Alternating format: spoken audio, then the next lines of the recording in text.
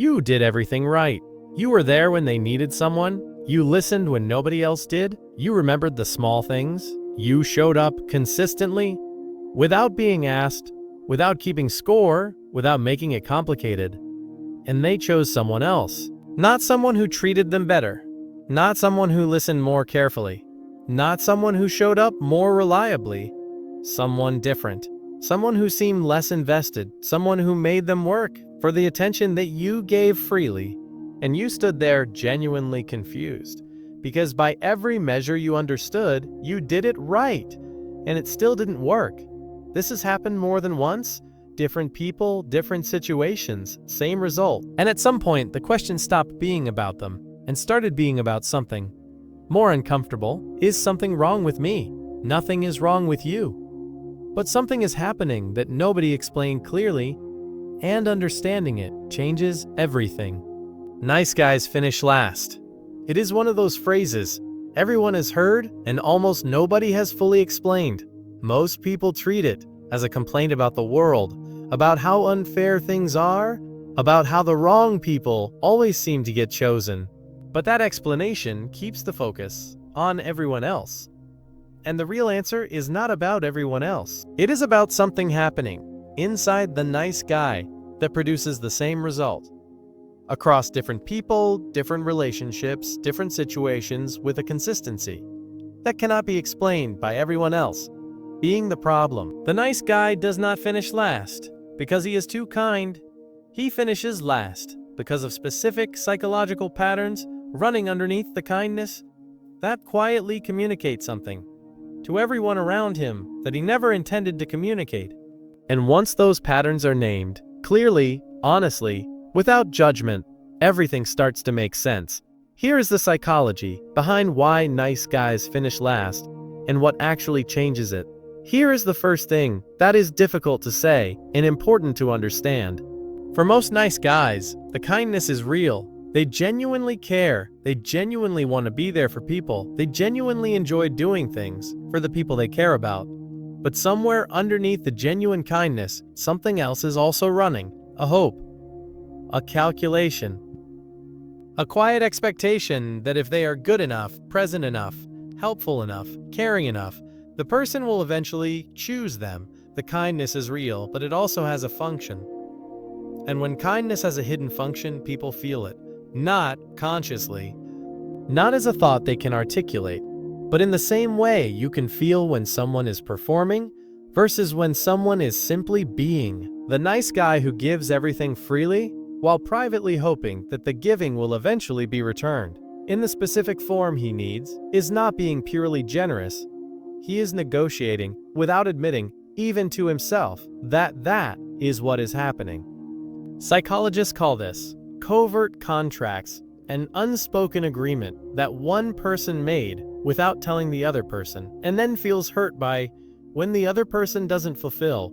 I will do all of this for you, and in return, you will eventually see me the way I need to be seen. The other person never agreed to this contract. They were never told about it. But the nice guy built his entire approach around it. And when it doesn't pay off, the confusion is genuine because from his perspective, he held up his end. The problem is, nobody else knew there was a deal. There is a psychological principle that explains a significant amount of human behavior. We assign more value to things that are harder to access.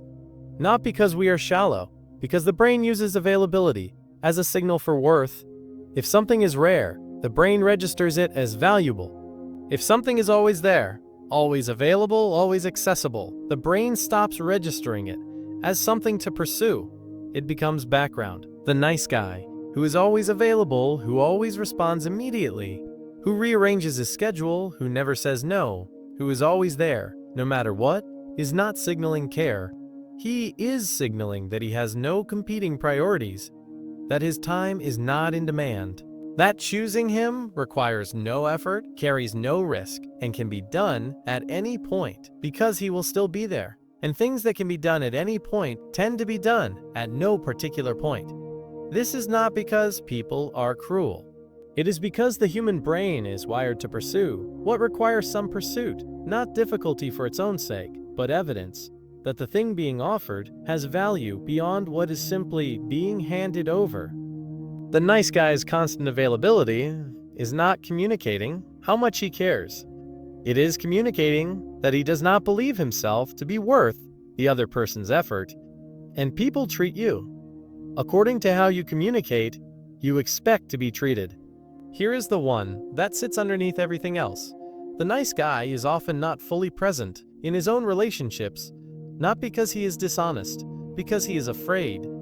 He has opinions, but he softens them or withholds them because he does not want to create conflict or seem difficult or risk being liked less. He has preferences, but he defaults to what the other person wants because saying what he wants and being told no feels more threatening than never asking. He has limits, things that bother him, things that are not okay, but he absorbs them quietly and says nothing because saying something might change how he is perceived. And over time, the person he is with does not actually know him. They know the version of him that agreed with everything and was always available and never pushed back and never revealed anything. That might make him harder to like. They do not know what he actually thinks, what actually matters to him, what he would not tolerate, what he wants from his life. And it is very difficult to feel deeply connected to or genuinely attracted to someone you do not actually know. The nice guy thinks he is making himself easier to love by showing only the agreeable parts. What he is actually doing is making himself impossible to truly love because there is nothing fully there to love. Attraction, real attraction, requires presence. A person who stands for something, who has edges, who will tell you honestly what they think even when it creates friction. You cannot be genuinely attracted to someone who has disappeared into whatever shape they thought you needed them to be. Here is where the pattern usually starts. Most nice guys learn it early that being good, being helpful, being easy, being no trouble at all produced approval, and approval felt like love. Not because it is the same thing, but because it was the closest thing available to what they actually needed. So they got very good at producing approval, at reading what people needed and providing it, at making themselves useful, making themselves pleasant, making themselves the person everyone liked and nobody had a problem with. And they became very skilled at this. But approval and love are not the same thing. Approval is what you get when you perform well. Love is what you get when you are fully seen and accepted anyway. The nice guy who has spent his life optimizing for approval has never learned to allow the second one.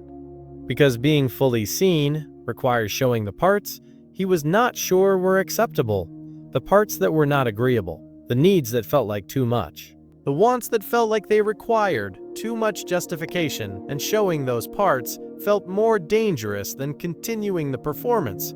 So the performance continued, and people liked him and felt no real connection to him, and chose someone else who was less agreeable but more present, more real, more actually there in the specific way that creates genuine intimacy. The nice guy finished last, not because he was too kind, but because he never let anyone get close enough to love the real version of him. The word boundary gets used a lot, but here is what it actually means in practical terms.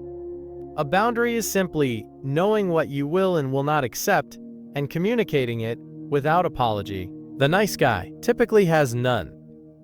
Not because he has no limits. He has limits, but he does not communicate them. He absorbs the things that cross them. He tells himself it is not a big deal. He tells himself the relationship is more important than whatever bothered him. And in doing this, he communicates something that he does not intend to communicate, that he does not respect himself enough to protect what matters to him. And people, whether consciously or not, mirror back the level of respect you show yourself. When you have no boundaries, people do not think, "What a generous person." They think, "I can do anything here, and there will be no consequences." And relationships without consequences for poor behavior produce poor behavior, not because the other person is bad, because the system allows it. Boundaries are not walls. They are not coldness. They are not aggression. They are the simple communication that you have a self worth protecting, and that the relationship has to work for you, not just for the other person. That communication is not threatening, it's attractive. It signals that there is someone actually there, someone with a real interior, someone who values themselves enough to make valuing them feel meaningful. The answer is not to become less kind. Kindness is not the problem. Kindness is genuinely valuable in every relationship worth being in. The answer is to become a person whose kindness comes from fullness rather than from fear. There is a difference. Kindness from fullness is given freely, without expectation, without a hidden contract, without needing it to return. As proof of your worth, kindness from fear is given constantly, because stopping feels dangerous, because the giving is the only strategy for staying close to people you're afraid to lose. The first kind of kindness is generous. The second kind is an anxiety management strategy. Disguised as generosity, the shift happens when the nice guy starts doing the uncomfortable work of showing up as himself rather than as the version he calculated others would accept. Which means saying what he actually thinks when what he thinks is different, saying no when yes is not true, expressing what he wants without wrapping it in so many qualifications that the want disappears before anyone has to respond to it. Setting limits on what he will accept and holding those limits not because he read somewhere that it works, but because he actually believes that he is worth them. This is not a technique. It is a change in how he sees himself, and it does not happen overnight. But it starts with the recognition that the pattern producing the result has never been that he was too kind. It has always been that he was too afraid to let anyone see who he actually was and find out if that was enough. You did everything right. By the rules you were given, show up, be reliable, be kind, be there, and it did not produce what those rules said it would produce, because the rules were incomplete. They told you how to be good to other people.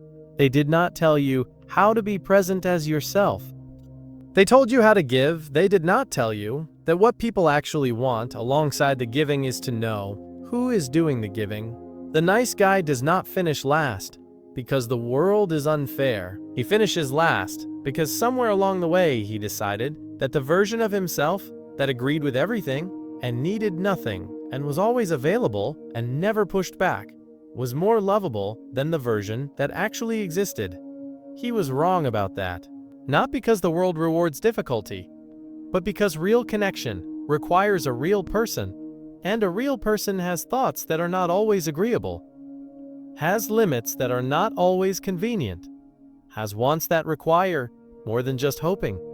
Someone will eventually notice them. You are not too nice, you are too hidden, and the work is not becoming someone different.